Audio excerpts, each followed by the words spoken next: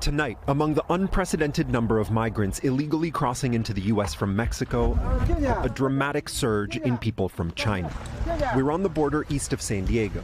This is a group that crossed a few minutes ago. Border Patrol just directed them to the open-air detention site.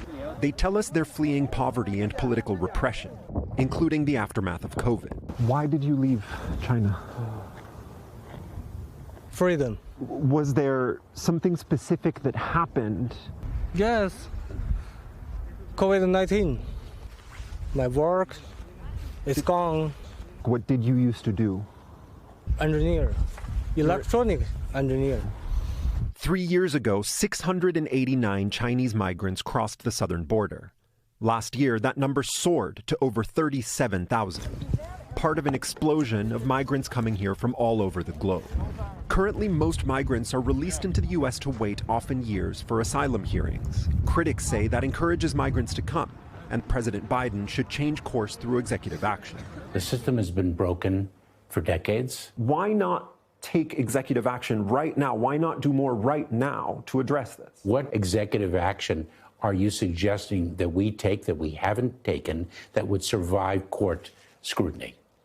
Homeland Security Secretary Alejandro Mayorkas telling us he's working with China, which currently refuses to take back Chinese migrants who are deported from the U.S. Well, that may be changing. We have been working with the People's Republic of China to actually receive individuals whom we have determined are not eligible to remain in the United States. And do you expect that to change soon? We are hopeful that it will. Back on the border, we meet this father and son who say their journey was facilitated by a Chinese smuggler they call a snakehead. The snakehead would contact him through WeChat and give him directions on where to go and where to stay. How did you pay this person? Everything was done online. We obtained exclusive private messages from one snakehead who claims to have brought more than 100 people to the U.S. this year.